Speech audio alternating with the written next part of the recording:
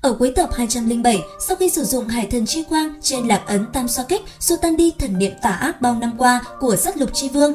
Lúc này, ông tiến lại gần Đường Tam, giọng nói đã hỏa hoãn hơn rất nhiều. Thiếu niên, cảm ơn ngươi.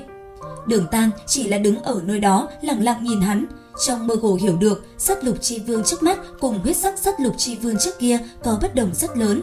Tự hồ hiện tại hắn mới là hắn, nhưng tột cùng thì trên người hắn xảy ra chuyện gì thì hắn đoán không ra.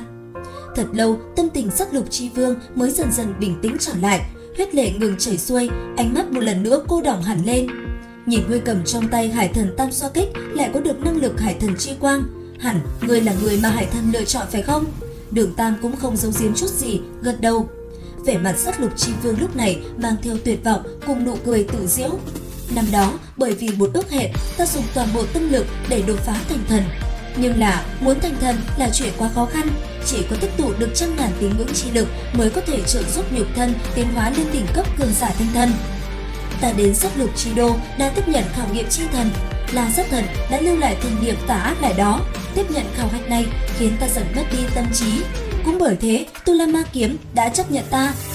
Nói đến đây, Đường Tam mới hiểu được vì sao một kích vừa rồi thanh kiếm kia có thể đối chọi lại với tam xoa kích mà vẫn còn nguyên trạng. Rốt cục cũng là vũ khí của thần A. Sát Lục Chi Vương tiếp tục nói tiếp. Ác nghiệp chi thần tại thế gian kỳ thật có hai người, một người là Tu La Thần, người còn lại là La Sát Thần. Tu La Thần cùng La Sát Thần cũng không phải song song tồn tại, bọn họ lại là địch nhân xa. Ta tưởng rằng mình tìm được chính là Tu La Thần thần vị, thẳng đến vừa rồi khi ta tỉnh lại mới hiểu được. Ban đầu ta tiếp nhận cũng không phải là khảo nghiệm thuần túy của Tu La Thần. Tại trong khảo nghiệm trộn lẫn khí tức hỗn hợp của La Sát Thần, hiển nhiên là khi La Sát Thần siêu thoát khỏi thế giới này thì không để cho người thừa kế của mình gặp phải sự ngăn cản của Tu La Thần, nên cố ý chuyển hướng về phía thần niệm của La Sát Thần. Thành thần là ta hứa hẹn với một người, chỉ có hoàn thành ước hẹn này ta mới đi tìm quyền lực của nàng. Nhưng là tại khảo nghiệm kế tiếp, ta dần dần bị lạc. Khi đối mặt với huyết hồng cửu đầu biên bức vương, trái tim ta đã bị ác niệm ăn mòn, tà ác chấp niệm từ trong cơ thể ly khai, bản thân chân chính bị phong tỏa hoàn toàn. Cơ thể của ta cũng vì thế trở thành ký sinh thể của huyết hồng cửu đầu biên bức vương, biến thành Sát Lục Chi Vương mà ngươi chứng kiến. Nghe đến đây, Đường Tam có chút nghi hoặc, người mà ngài nhắc đến có phải ba tái tây tiền bối hay không? Sát Lục Chi Vương thoáng chút ngạc nhiên hỏi lại, người thật sự biết nàng sao? Lúc này, Đường Tam không còn nghi ngờ gì nữa, tay trái phóng xuất ra Hảo Thiên Truy làm ánh mắt Sát Lục Chi Vương bất giác ngưng trọng lại, miệng lắp bắp, người là Hảo Thiên Tông đệ tử, người là hài tử của ai? Đường Tam cung kính nói, Sa Phủ Đường Hạo, nguyên lai người là nhi tử của nó. Thật sự đã nhiều năm trôi qua, ngay cả con trai Hảo Nhi cũng đã lớn như vậy. Hạo, người tốt lắm. Hạo, hài tử, ta gọi là Đường Thân. Đường Tam không còn do dự, phốc một tiếng quỳ xuống hành lễ, nghẹn ngào kêu lên, ông cố. Lúc này tâm tình của hắn cũng trở nên cực kỳ kích động. Hắn như thế nào cũng không tưởng tượng được Sát Lục Chi Vương trong Sát Lục Chi Đô lại là tăng tổ của mình. Sau khi hai ông cháu tay bắt mặt mừng, Đường Tam nói qua một chút về tình hình Hạo Thiên Tông hiện tại cùng tình cảnh của phụ thân mình, khiến ông cố không khỏi xót xa. Nhưng Đường Thần không thể cùng hắn trở về Hạo Thiên Tông mà lấy ra Hạo Thiên lệnh giao cho hắn, còn bản thân quay về Hải Thần Đảo tìm ba tái tây.